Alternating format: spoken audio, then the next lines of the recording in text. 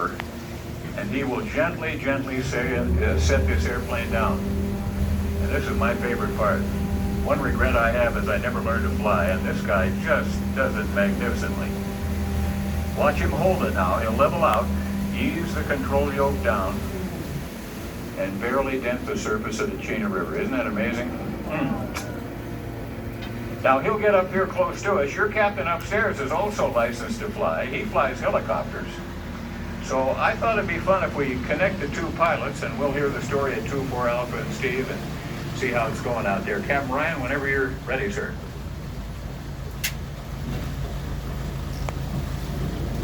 Discovery 3 calling 2-4 Alpha. Steve, what a great afternoon for a flight. Just a tiny breeze and nice fall colors out. How was it up there today?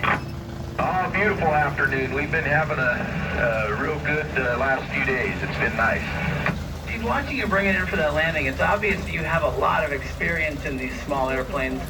And I know that came from necessity because you grew up out in the rural parts of Alaska, completely disconnected from the roads, and a Super Cub like this was your family car.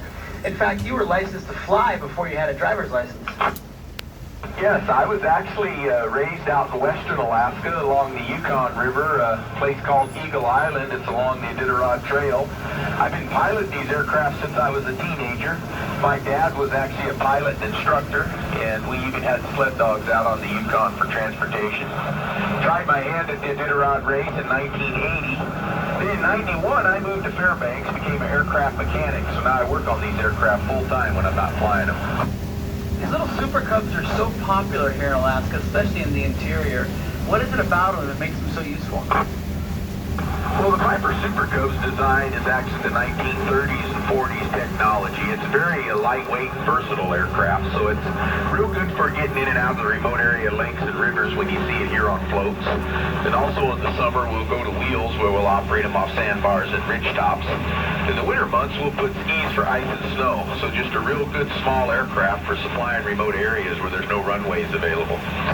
Boy, it's amazing, and people are always surprised to realize that these airplanes have been around since the 30s and 40s, and oftentimes they're antiques because they don't make new Super Cubs. They haven't done that for over 25 years. And the only way to get your hands on one is to restore an older model, which you did. This airplane you're flying today was built in 1951 originally.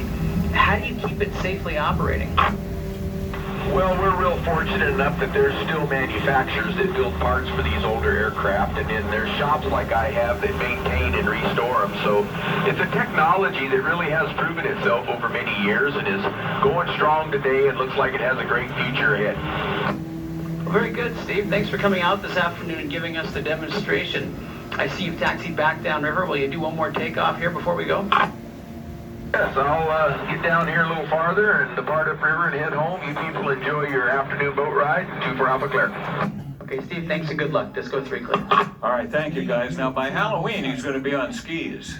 The reason I sound so authoritative about that is Molly and I raised 3 boys here. The coldest trick-or-treat when they were growing up, I will never forget it, 37 below zero.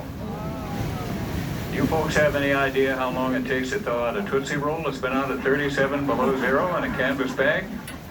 Do you care? Of course not. Of course not.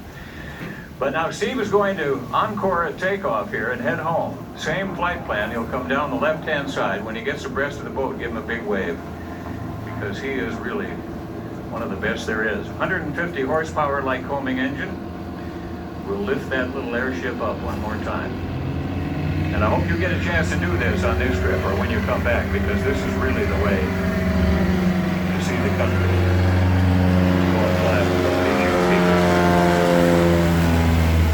So what kind of a nutcase wants to live here? Where you trick or treat at 37 below. There are 100,000 of us in this valley. And we come in 4 types. The first type were born here, raised here, maybe they go outside the school, they travel the world, they come back. Like the salmon. The second type heard about it. They couldn't wait to get here, get out of town, build a cabin, the woods, the outhouse, live in the woods, test themselves. Third type was sent here. Some of us are still here. And the fourth type are out running 3X5s in a roll off there.